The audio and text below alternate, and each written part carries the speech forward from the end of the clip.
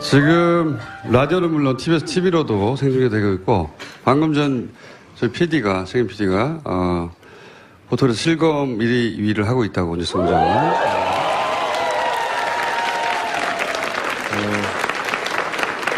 여기 입장하신 분들은요, 딱 200명만 실내로 입장하시고 나머지 못 들어오셨는데 새벽 3시에 200명이 끌어졌다고 합니다. 네.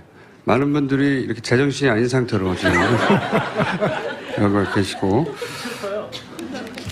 지금 이 순서는 저희 뉴스공장 최고 인기 코너죠. 예. 노르가즘 정의당 노회찬 원내대표 나오셨습니다.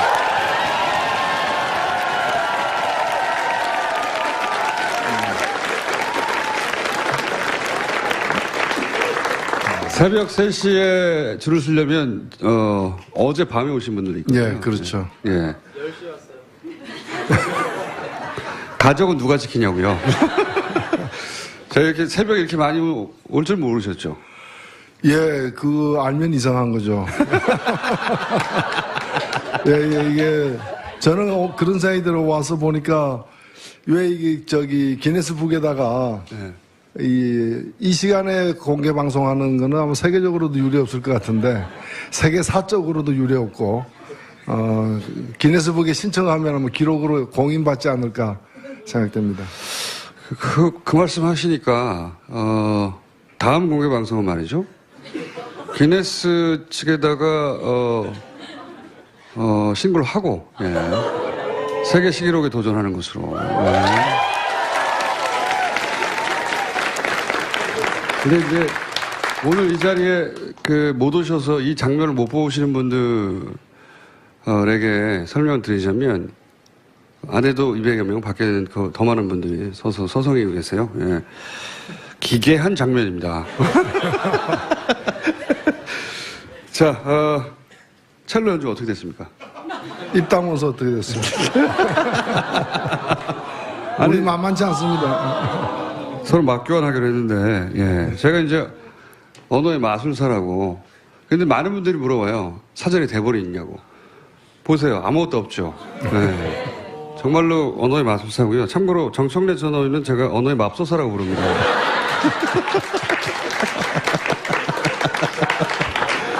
예.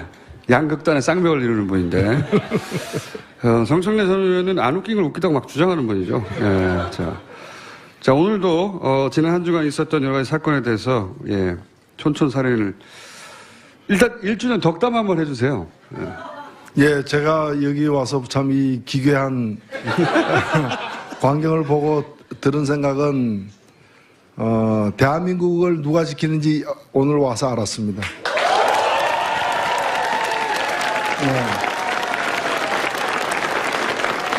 어떤 사람들은 전술핵이 대한민국 지켜준다고 하면서 멀리 이역만리까지 구걸하러 간 사람들도 있는데 여러분들이 이 시간에 이 이른 시간에 뉴스공장 공개방송에 모인 여러분들이 대한민국을 실제 지키고 있는 사람들이 아닌가. 오늘 이게 대한민국을 지켜왔던 보이지 않던 얼굴들이 오늘 커밍아웃 됐다 이렇게 생각됩니다.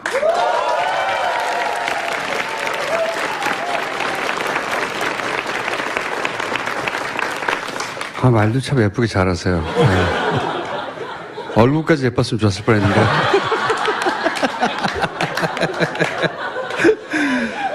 자, 오늘은 제가 언어의 맙소사 역할을 하겠습니다. 허위 사실로 인한 명예훼손이라는.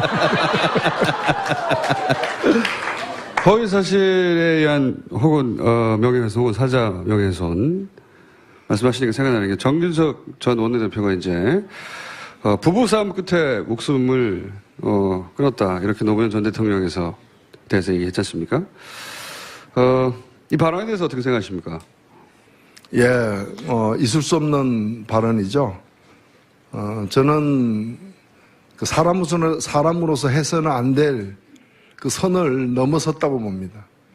저는 정진석 의원이 어떤 목적, 어떤 명분, 어떤 이유로 그 발언을 했던 간에 관계없이 그 발언 자체에 대해서 1차 유감 표시는 했다지만 그 정도로는 택도 없다고 보고 제대로 사과를 해야 된다고 봅니다. 물론 사과한다고 해서 그 죄가 없어지는 것도 아니고 고소가 취하되지도 않겠지만은 그래도 그건 인간의 목소리가 아닙니다. 그건 짐승의 마음으로 한 소리죠.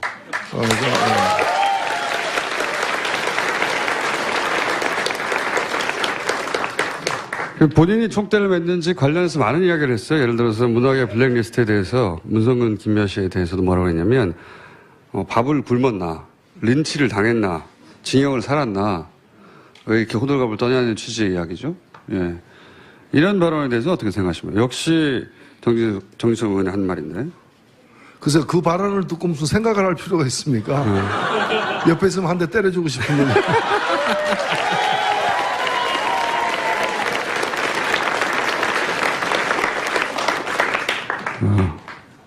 노 의원님이 이제 소송을 당하시겠군요. 공개적으로 폭력 행사를 암시했다고. 그러면서 또 뭐라고 그랬냐면 저는 이 대목이 가장 뭐랄까요. 지금 말씀하신 맥락선상에서의 말도 안 되는 얘기라고 생각하는데 노무현 전 대통령 유서 마지막에 누구도 원망하지 말라고 하지 않았냐. 예. 역시 정진석 의원이 한 이야기입니다. 아니 지금 문제의 발단은 우리가 뭐 매일매일 소식을 접하고 있습니다만은 그 이명박 정부 시절에 있었던 그 국정원을 동원한 그 이른바 이제 국정농단 사건이죠. 우리 국민들의 어떤 인권을 침해하고 법을 어겨가면서 한 그 불법 행위가 최근에 와서 그 구체적 증거들이 사실들이 드러나기 때문에 그거에 대해서 이제 수사를 진행 중인데 그걸 왜 노무현 대통령을 끄집어내 가지고 이걸 갖다가 가로막느냐는 거죠. 말이 안 되는 얘기죠. 그래서 자신들의 어떤 그 범죄 행위 또 잘못들이 드러나는 걸 두려워 가지고 뭐 이 온전한 정신으로 할 수 없는 그런 온갖 폐악질들을 지금 하고 있다고 저는 그렇게 봅니다. 이게 의도가 있는 거겠죠? 네. 그래서 그걸 통해서 뭔가를 방어하려고 이제 하는데 그게 방어가 되겠습니까? 오히려 자기 죄목을 갖다 하나 더 하는 그것밖에 안 된다고 생각됩니다. 이런 얘기도 했어요. 적폐청산은 갈등과 분열을 증폭시켜서 악순환을 반복한다. 그러니까 이제 이게 속내가 들어있는 거죠. 예. 더 이상 옛날 얘기를 꺼내지 말라고 하는 얘기인데. 아니 깡패를 갖다가 도둑질한 사람을 잡으니까 그래서 몇 시에 어느 집에 가서 뭘 훔쳤냐 이렇게 조사하니까 사생활 침해라고 얘기하는 거. 그건 뭐 똑같은 거지.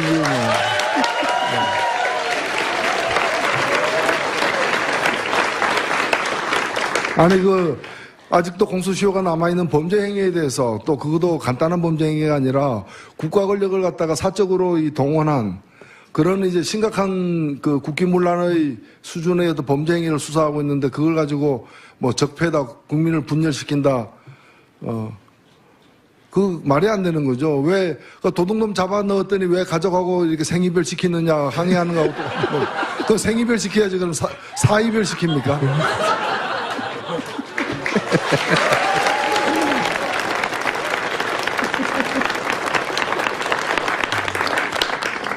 이런 이야기는 이제 그쪽 진영에서 전방위로 터져나와요. 장재현 의원도 노무현 상여를 부여잡고 한풀이 하는 걸 중단해야 한다. 이렇게 얘기했거든요. 아니 그러니까 자신들의 어떤 그 심각한 도저히 어떤 변명할 수 없는 그런 치부들이 또는 과거의 범죄 행위들이 드러나니까 그걸 자꾸 이제 노무현 전 대통령의 억울한 죽음에 대한 어떤 보복이다라는 식으로 이걸 갖다가 폄훼하는 거죠. 그걸 통해서 결국 노리는 거는 뭐냐? 결국 노리는 거는 이 자신들의 어떤 범죄 행위를 갖다가 물타기 해가지고 덮자는 거죠. 여기에 넘어가서는 저는 안 된다고 봅니다. 알겠습니다. 예. 이건 어떻습니까? 김명수 대법원장 인준안이 이제 천신만고 때 통과가 됐습니다. 예, 통과가 됐고, 그런데 이제 국민당이 역할을 한 건 사실이고요. 근데 인준 직전에 당내 중진들로부터 대표가 입장을 내놔야 된다, 가부간에. 이런 요청을 받았어요. 근데 마지막까지 입장 정리 안 하고 모호하게 갔거든요. 왜 그랬다고 보십니까, 안철수 대표가? 저는 제가 그 상황을 보면은, 대법원장을 김명수 대법원장 후보가 대법원장 되어야 된다라고 찬성하는 입장이 있으면 그런 태도를 취할 수가 없어요. 근데 반대하는 입장이었다면 그런 태도를 취할 수밖에 없어요. 반대한다고 노골적으로 얘기하면은 그것도 후폭풍을 또 이렇게 맞아야 되기 때문에 반대는 하면서 후폭풍을 맞지 않으려고 하다 보니까 애매모호한 태도를 취하고 있는 게 아니냐.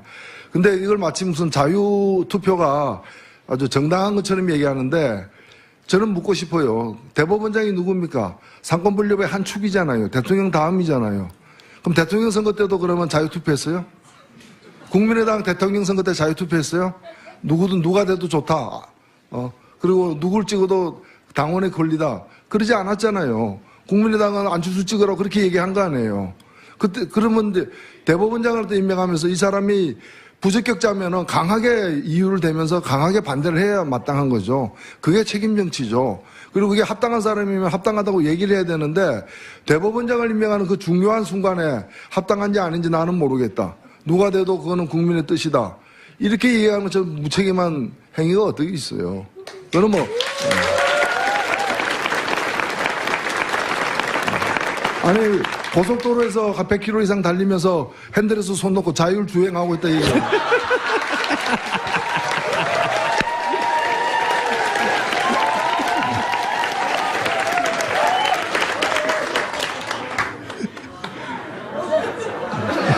그런 표현이 어떻게 갑자기 생각나죠? 아, 저도 방금 들었어요.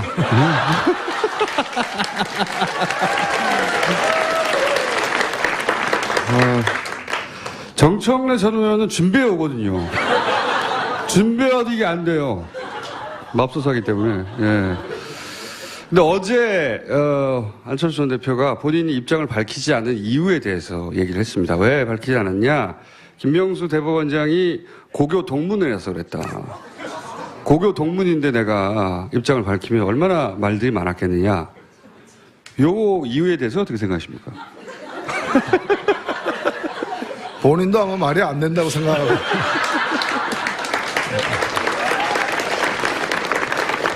아니, 뭐, 고교 동문, 아니, 이 대법원장 문제에 왜 고교 동문이 튀어나옵니까? 부산고 3년 선배로.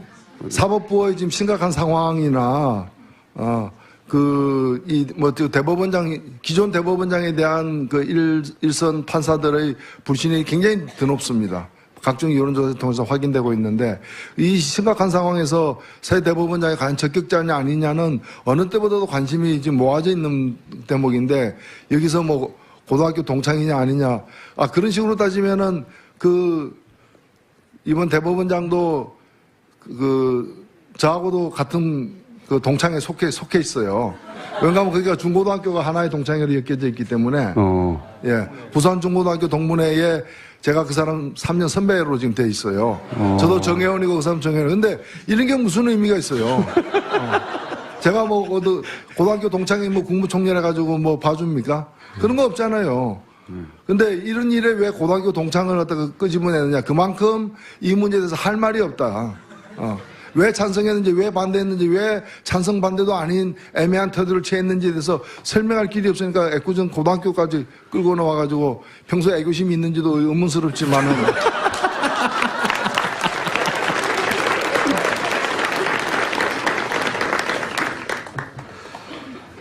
이건 어떻습니까?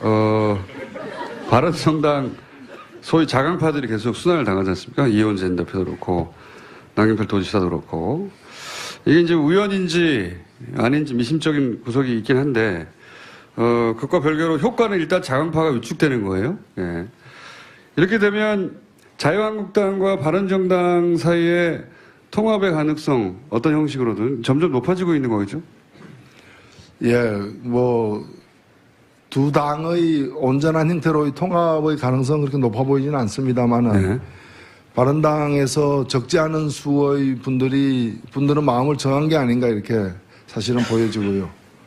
그래서 그것이 생각보다 좀 당겨져서 지방선거 앞에 실현될 가능성도 있고, 어찌 보면 지금 정당 구조 자체가 대부분의 정당들이 굉장히 불안정한 상태에 놓여 있습니다. 지금 제가 볼 때는 민주당과 정의당 빼고는,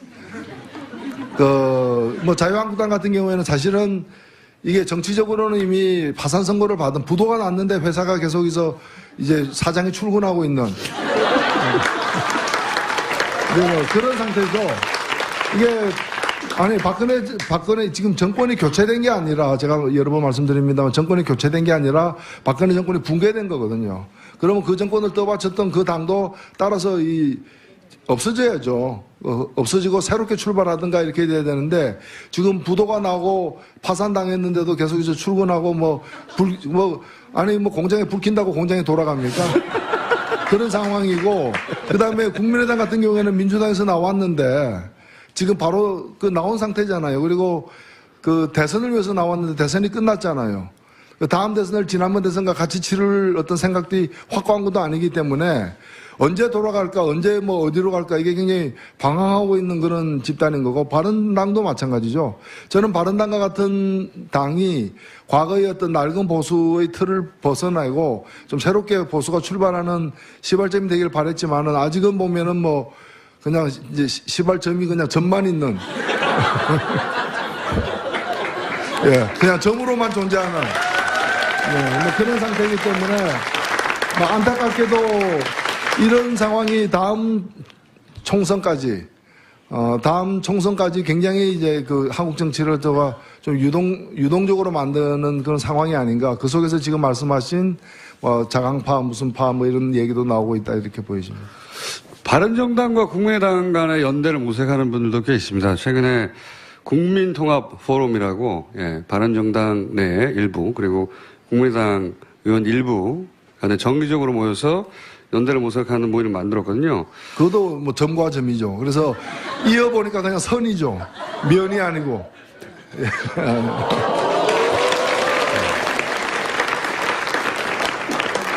제가 아침에 수학 얘기 잘 안 하는데. 정의당은 어떻게 되는 겁니까? 정의당은 그러면? 정의와 함께 하는 거죠. 정의당은 아시다시피 아직 우리 국민들의 신뢰와 지지를 받는데 여러 부족한 점도 많고 지금 의석도 얼마 되지는 않습니다만은 앞으로 여러 차례 이제 그런 테스트, 이게 선거가 있기 때문에 그런 선거를 통해 가지고 정의당이 나름대로 유일한 진보 야당으로서 또 제 역할을 하는 게 한국 정치에도 저는 도움이 될 수 있다고 보고 그런 역할을 좀 더 키워나가기 위해서 계속 노력을 할 생각이고 여러분들도 많이 좀 관심을 가져주십시오. 아침이 있는 삶.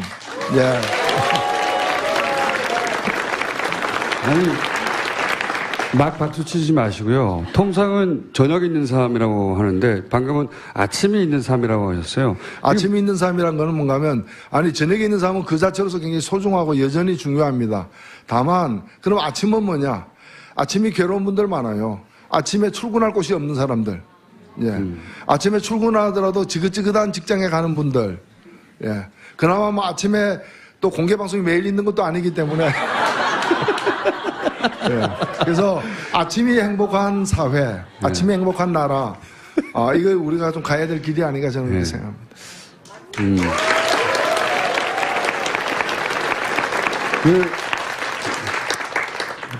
좋은 표현입니다. 근데 아침에 너무 많은 분들 어떡하죠, 이분들? 아침에 엄청 많은 분들도 있어요. 마지막으로 이거 하나만 더 여쭤볼게요. 시간이 벌써 다 됐어요? 네. 최근 이 블랙리스트 관련해서, 황석영 씨, 소설가 황석영 씨도 포함됐을 줄 몰랐습니다. 김미화 씨, 그에 많은 분들이 등장하고 있는데, 노회찬 의원은 왜 여기 안 나오죠? 저쪽도 포기했겠죠, 블랙리스트에 올려도 소용없다, 이런. 그래서 저는 그런 얘기를 하고 싶어요. 이미 그 사람들이 집권할 가능성은 앞으로도 없겠지만은, 쉽게 포기하면 안 된다, 이제. 제가 이명박 정부 때 일로 기억나는데, 그때 군대 내에서 이렇게 반입되는 도서에 대해서 금지 도서 목록을 만들었어요. 일종의 도서 블랙리스트인데 시중에 팔고 있는 책까지 다 이제 거기다가 우리가 흔히 얘기하는 양서 이런 책까지도 막 금지 도서 목록에 넣어가지고 그때 출판사들이 굉장히 좋아했어요. 그것 때문에 사람들이 갑자기 뭐 교보문고 같은 데 가가지고 그 교보문고에서는 그 목록에 있는 책만 따로 모아가지고 찾는 사람들이 갑자기 많아지니까 그 코너를 따로 만들고 있는데 제가 그때 어떤 교수님 한 분을 만났는데 그 교수가 굉장히 막 그 블랙리스트 사건에 대해서 규탄을 하는 거예요. 그러더니 나중에 이제 얘기를 자세히 들어보니까 자기가 그래도 괜찮은 책 여러 권을 썼는데 한 권도 없더라, 그 리스트에. 그놈들이 그렇게 무능하다. 좋은 책도 못 알아보고 리스트에 안 넣었다, 이제. 그래서 그 규탄하는 걸 보고 제가, 다양한 방면으로 무능하고 문제가 많았구나.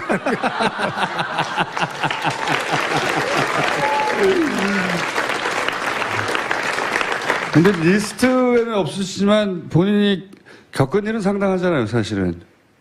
아, 그렇죠. 저는 뭐, 제가 직접 겪었던 이른바 떡값검사들을 폭로한 걸로 이제 삼성 엑스파일 사건의 재판에도 저는 관여했다고 봅니다. 뭐 김기춘, 김영한 그 메모, 김기춘의 발언으로 나오는 그런 메모에도 보면은 그 구체적으로 이제 재판부 판사 이름까지 검명하면서 대법원 판사 이름까지 검명하면서 이 청와대가 관여한 흔적들이 나오지 않습니까? 아직 뭐 저는 언젠가는 그런 이제 증거들도 백일하에 이렇게 드러나는 그런 날이 올 거라고 보여지고요. 그래서 의무로양으로 다 관여가 돼 있으리라고 생각됩니다. 사실 노회찬 전이 아니죠, 현이죠. 제가 전 의원 시절을 얘기하려고 하다 전에는 보니까. 전이었습니다. 진짜 고생 많이 하셨어요. 제가 가까이 지켜봤는데 어쩜 그렇게 괴롭히는지 꼼꼼하게 붙어가지고 대표님을 정치일선을 복귀하지 못하도록 하는 모든 수단과 방법을 다 강구해서 괴롭혔죠. 그러나 다시 살아나서 누구의 도움도 없이 혼자 스스로 살아나서 다시 저희 앞에 와서 정청래 의원과는 다르게 언어의 마술사 역할을 해주고 계신 노회찬 오늘 박수 부탁드립니다. 네, 감사합니다.